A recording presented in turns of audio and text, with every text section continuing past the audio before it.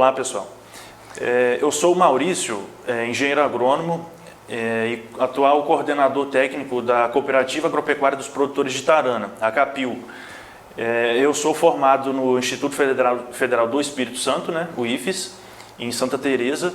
Tenho curso técnico na mesma instituição e tenho atuado em alguns projetos de pesquisa ao longo dessa minha formação acadêmica. Hoje a gente vai estar comentando um pouco, né, uma breve conversa sobre o desenvolvimento agroeconômico brasileiro, né, e o que a ciência tem de função por trás desse processo de desenvolvimento.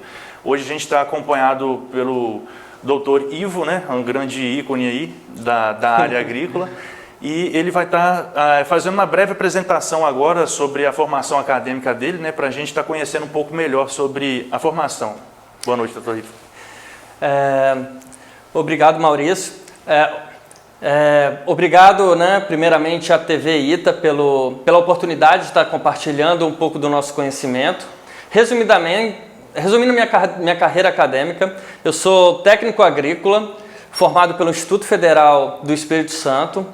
Sou também engenheiro agrônomo e mestre em produção vegetal, em planejamento e manejo de recursos hídricos, ambos pela Universidade Federal do Espírito Santo.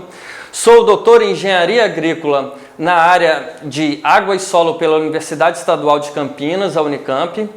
E eu atuei durante 5 anos pelo Water for Food Global Institute da Universidade de Nebraska, nos Estados Unidos, trabalhando principalmente na área de recursos hídricos através da técnica de sensoriamento remoto.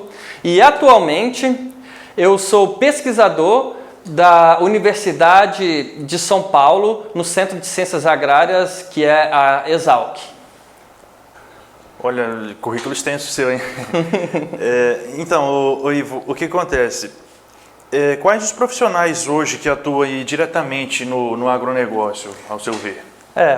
O agronegócio, né, na agricultura hoje, a gente tem diversos profissionais hoje que atuam nessa área. A gente pode destacar, né, a gente, né, que é engenheiro agrônomo, né, eu acho que a gente é a base da agricultura, do agronegócio hoje no Brasil, né, mas a gente tem diversos outros profissionais que também atuam de forma direta, como, por exemplo, o engenheiro florestal, né, no manejo de florestas plantadas, principalmente. Temos os zootecnistas, temos o engenheiro agrícola, temos também o médico veterinário, por exemplo, os próprios técnicos agrícolas, né? Eles também são muito importantes nessa parte técnica, principalmente extensão. Então, o agronegócio hoje é um campo muito extenso de profissionais, ele é muito diversificado por ter várias áreas, né? Então, daí a sua importância hoje no mercado, principalmente. Perfeito. E assim, a gente vê que no âmbito acadêmico a gente fala muito sobre ciência, mas explicando melhor para o pessoal o que é ciência e por que ela é tão importante aí para a gente aplicar no meio agrícola. Ciência, quando a gente fala de ciência, né, nos remete lá desde a Grécia Antiga, né, quando começou a se falar de ciência, né, ciência, né, do grego scientia, né, que significa conhecimento, né. Então, como que começou o estudo para se falar de ciência, né, para a gente entender melhor? Lá naquela época ainda, muitos anos atrás, há 2000 anos atrás, as pessoas se sentiam angustiadas, né, os pensadores da época, por exemplo, o que é aquela luz brilhante lá no céu, né? O que é aquilo? Da onde vem aquilo? Como que aquilo é formado? Por que existe o dia e a noite, né? O que existe lá fora? Da onde que nós viemos? Então, todos esses questionamentos começaram, né? Então, daí surgiu, né, a ciência, né? Agora, tem um conceito mais moderno de ciência, né? Que é um conjunto de fatos, né, ideias que formam uma teoria, né? E a ciência, essas ideias, essas teorias, elas são baseadas em métodos científicos, né? Então, ciência, a gente respira ciência hoje em dia. Por exemplo, no relógio que a gente usa, na roupa que a gente veste, o telefone, o smartphone que a gente tem, né? Isso tudo vem através de anos de estudos, né? Com a evolução da ciência, a gente chegou nesse nível tecnológico, né? E daqui anos mais para frente, né? A gente, né? Como a ciência também evolui, a gente também vai ter mais tecnologia, mais novas tecnologias. E a ciência ela é muito importante, principalmente, né? O objetivo da ciência ela é facilitar a nossa vida, né? Antigamente, por exemplo, né? Quem diria que a gente ia conseguir, por exemplo, fazer uma chamada de vídeo, por exemplo, pelo smartphone em tempo real? Hoje em dia isso já é, né, com o avanço da internet, né, que já é 5G, né, já está chegando aí. Então isso tudo é fruto da ciência, por isso que a ciência ela é muito importante, né? Então daí vem toda a importância da gente, né, apoiar a ciência, porque ela é feita para nós, né? Então, Ivo, agora voltando então para a nossa parte agrícola, né?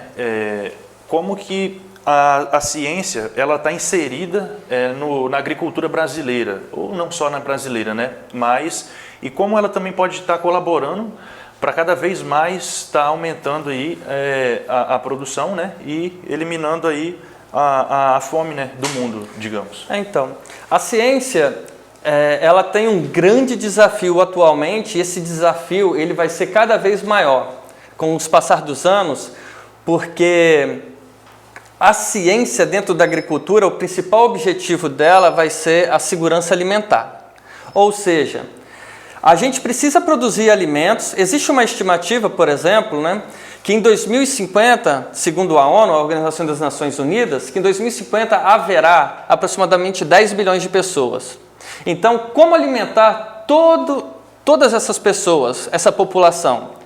Aí entra o conceito da segurança alimentar. Você levar alimento não só em quantidade, mas também em qualidade para todo mundo. Aí entra o papel da ciência, que é você produzir mais na mesma área, sem precisar expandir as fronteiras agrícolas, ou seja, sem precisar desmatar, sem precisar utilizar mais água, né? E como que a ciência, um pouco mais específico, ela pode fazer isso na agricultura? Desenvolvendo variedades mais produtivas geneticamente falando.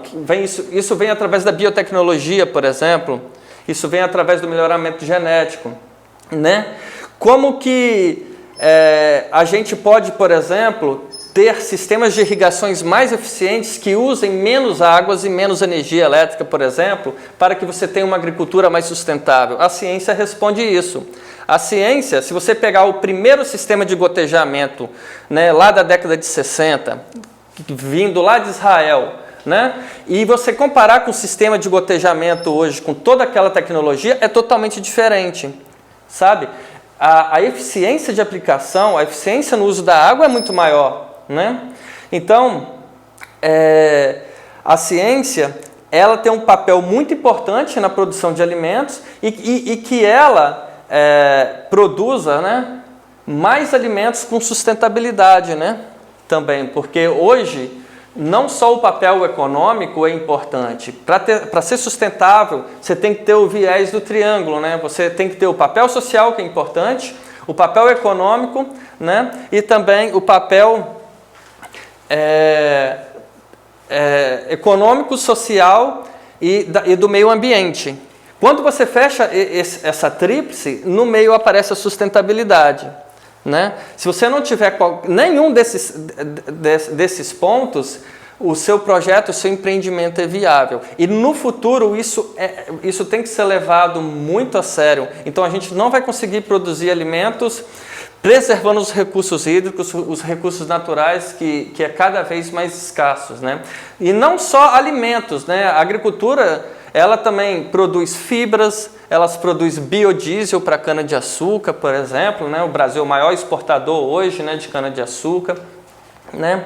E vários outros insumos, né, que vêm da agricultura, que é muito importante. Então, o papel da ciência hoje é fundamental para a gente, de novo, ter tecnologia dentro da agricultura, né? A gente vê, por exemplo, a Revolução Verde para cá, né? Na década de 60 para cá, foi o boom da agricultura no Brasil, né? Isso foi graças à ciência, né? Muita pesquisa, muito investimento em ciência, que fez a gente chegar hoje, o agronegócio brasileiro, aonde a gente chegou, né? Perfeito. Então, Ivo, a gente vê que já tem uma amplitude de lugares e áreas que a tecnologia é empregada, mas hoje no país, quem que está desenvolvendo aí a ciência, né? E quais são as dificuldades que encontram aí nesse processo? Essa é uma pergunta muito importante, né? Porque hoje, quem é que desenvolve pesquisa no Brasil, né? Hoje a pesquisa, 90% da pesquisa hoje no país está na mão das universidades públicas, né? As universidades estaduais e federais, né? Na área agrícola é o mesmo. Uma outra parte ela está na mão da Embrapa, né? Que é do governo, é público também do governo federal. A gente tem também a ANA, que é também do governo federal, e temos também, né, por exemplo, o INPE, que é o Instituto Nacional, né, de Pesquisas Espaciais, que também desenvolve pesquisa. Mas a massa da pesquisa hoje no Brasil está na mão das universidades públicas.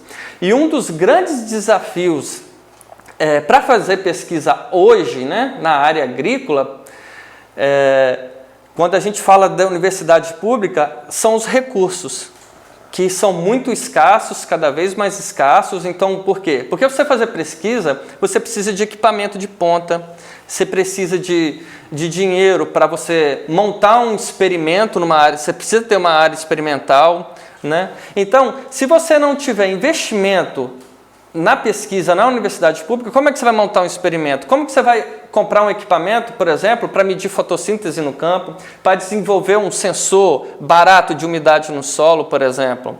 Você não consegue. Por quê? Porque você precisa de investimento. Então, o maior desafio hoje é investimento, que é muito precário hoje no Brasil, em cima de pesquisa, né? Para você conseguir evoluir. E existe um dado que é muito importante mencionar, né? Que a cada R$1 investido em pesquisa no Brasil retorna de 20 a 25 reais para os cofres públicos. Por quê? Porque a tecnologia que você está investindo dinheiro lá na universidade para desenvolver pesquisa, quando a gente usa essa tecnologia, ela reduz custo e aumenta a produtividade. Entende? Então, está aí mais um, né, aspecto muito importante de se investir em pesquisa e de apoiar a pesquisa no Brasil, que hoje nós temos muitos bons pesquisadores, né? O Brasil hoje, infelizmente, isso não é maior, né, por conta das dificuldades financeiras, né? Mas ainda assim a gente se destaca no mundo, tem universidades e instituições muito boas na área de pesquisa. Sim. Então, com a sua bagagem de pesquisador, como você já tem anos nessa trilha aí, você pode estar listando para a gente ou comentando sobre algumas tecnologias que a sua pesquisa conseguiu trazer, o que você conseguiu demonstrar de benfeitorias, né, vamos dizer, que você está conseguindo listar para a gente hoje? Sim, eu trabalho com pesquisa, eu já venho trabalhando com pesquisa propriamente dito desde a minha graduação, né? E eu trabalhei com pesquisa aqui no Brasil, trabalhei com pesquisa também nos Estados Unidos, eu trabalhei com grupos de pesquisas em diversas partes do mundo, né? Na Índia, Cazaquistão, e o que eu faço especificamente, o que a gente tem desenvolvido, o nosso grupo de pesquisa, né? Ninguém faz pesquisa sozinho, né? Você tem um grupo de pesquisa. Eu trabalho especificamente na área de sensoriamento remoto, voltada para recursos hídricos, né? Principalmente a área de irrigação. E o que é isso? A gente utiliza imagens de satélite, né? Que é uma tecnologia recente, né? Se formos comparar com outras tecnologias que já são aplicadas na agricultura, é uma tecnologia recente, que o que acontece? Através dessas imagens de satélites, a gente consegue criar modelos, novos mecanismos para economizar e para aumentar a eficiência da água na agricultura. E com isso, o que acontece? Você se torna mais viável o uso da água para irrigação na agricultura, então você torna um empreendimento, por exemplo, mais viável. Hoje em dia, por exemplo, para você irrigar uma área, por exemplo, no estado de São Paulo, às margens do São Francisco, você precisa de outorga, né? Então, quanto menos água você utilizar, mais fácil o seu empreendimento vai ser um sucesso. E a gente não só isso, através do estacionamento remoto, a gente pode, nas nossas pesquisas, a gente tem desenvolvido modelos para estimativa de produção antes da colheita, ao longo de todo o ciclo da cultura. Então você consegue se programar mais, fica mais preparado para o mercado na hora de vender, né? Então, a gente tem feito também vários estudos de estacionamento remoto na área de irrigação, mas utilizando vários sistemas de irrigação em várias culturas agrícolas, em vários lugares do mundo, né? Em várias condições climáticas.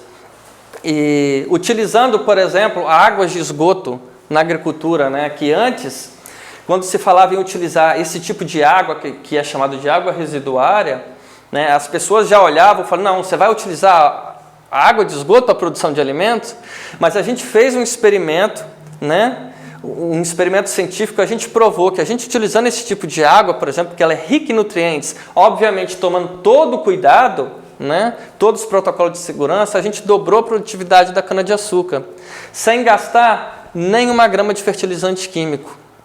Por quê? Porque é rica em nutrientes a água de esgoto. Então, isso, por exemplo, já é empregado em países que têm muito problema com restrição hídrica, como Israel, por exemplo. Né? Eles usam praticamente toda a água de esgoto na agricultura e produz muito alimento, né? Então é um resumo bem rápido, né, do que o nosso grupo de pesquisa trabalha, né, dentre diversas outras atividades, grupos interdisciplinares, né?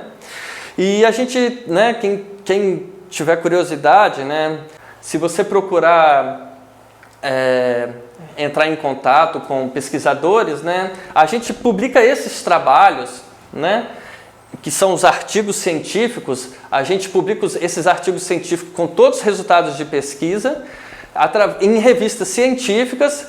E agora o que a gente precisa fazer é trazer a informação desses artigos científicos, retirar da universidade e levar através de um projeto de extensão para o campo. Né? Isso já é feito, só que a gente precisa aprimorar isso muito mais para que esses resultados da ciência, da tecnologia, seja acessível ao produtor rural, né? Que é o grande objetivo final da ciência. Né? Então, Ivo, eu vendo você estar citando as experiências que você teve, o que você conseguiu trazer de resultados, eu trouxe um pouco para a nossa realidade, que na área agrícola que a gente tem aqui no município de Itarana, né, a gente atende não só os produtores daqui, a gente atende pequenos, grandes produtores das regiões vizinhas e atua muito em cima dos sistemas de irrigação, otimizando os equipamentos, otimizando a quantidade de água que é utilizada, né, e eu vejo aí uma relação boa da pesquisa está cada vez mais estreitando os laços com quem está ali na ponta, né? Lidando diretamente com o produtor, para a gente estar conseguindo sempre ter uma eficiência melhor, potencializando a produção do pequeno ou grande produtor, né? Para a gente estar fazendo mais alimentos numa área menor ou na mesma área, né? Só que aumentando mais a produção, como o doutor Ivo estava citando aqui agora. Isso é muito importante, porque quando a gente fala, por exemplo, tem se falado muito de agronegócio, né? Que é a base econômica do país, que o agronegócio, resumindo rapidamente, colabora com 2 trilhões do PIB do Brasil, né? Como 1/3 da nossa economia. Só que quando a gente fala em agronegócio, a gente também tem que lembrar que o pequeno produtor faz parte disso, não só o grande produtor, o exportador, né? Exatamente. 1 de cada 3 empregados no Brasil, por exemplo, está no agronegócio, né? Então, esse pequeno produtor, ele é muito importante, principalmente porque ele quem alimenta o nosso país. Por quê? Porque a agricultura familiar, é que alimenta 80% desse país, né? Porque as commodities, né? Os grandes latifúndios, as monoculturas, não que não seja importante, obviamente é muito importante para o país, como a exportação de soja, milho, né? Que o Brasil é o primeiro lugar no mundo, cana, suco de laranja, biodiesel, é importante, obviamente, mas quem alimenta o nosso país é o pequeno produtor. Certo? Então, a pesquisa também tem chegado e precisa chegar cada vez mais nesse pequeno produtor. Eu vou te dar 2 ou 3 exemplos da pesquisa, mas que às vezes a gente não percebe que ela está lá dentro do pequeno produtor. Por exemplo, são as variedades que ele utiliza na hora de plantar, né? As variedades, antes a gente produzia 2 safras de milho, por exemplo, né? Hoje a gente produz 3 com variedades mais precoces, certo? A gente produz variedades, hoje já desenvolve variedades, né, altamente produtivas que o pequeno produtor já tem acesso, né, mais resistentes a um tipo de doença, a uma praga, né, ao estresse hídrico, por exemplo, né. Um outro exemplo é o próprio sistema de irrigação, né. Hoje o pequeno produtor ele já tem acesso a sensores, as tecnologias que são disponíveis para ele fazer um melhor manejo da irrigação, né? Certo? Tubos gotejadores mais eficientes, gotejamento, você tem uma variedade de gotejamento, por exemplo, para vários tipos de cultura, né? Em diversas vazões, para diversos tamanhos de áreas, né? Então o pequeno produtor hoje, né, ele já tem muito acesso à tecnologia, através de aplicativos de smartphones para acompanhar o clima, né, o tempo, se vai chover ou não, se precisa irrigar ou não, né, através desse tipo de ferramenta que hoje em dia está cada vez mais comum na propriedade agrícola, né? Então a ciência também está na casa do pequeno agricultor, mas muitas vezes o pequeno agricultor, né, ele ainda, por às vezes morar mais distante dos centros urbanos, ele ainda carece de tecnologia, mas eu acredito que essa realidade ela tem mudado bastante e vai mudar ainda mais. Perfeitamente. Muito obrigado então, Ivo, agradeço o tempo que você destinou para a gente aí, foi muito bom o aprendizado que a gente teve hoje aí. Eu que agradeço ao convite aí da TV Itas, né, o convite e é isso aí, eu espero que todos tenham gostado, que a gente tenha conseguido passar um pouco mais de informações sobre a ciência, a importância da ciência para todos vocês. Então é isso, muito obrigado.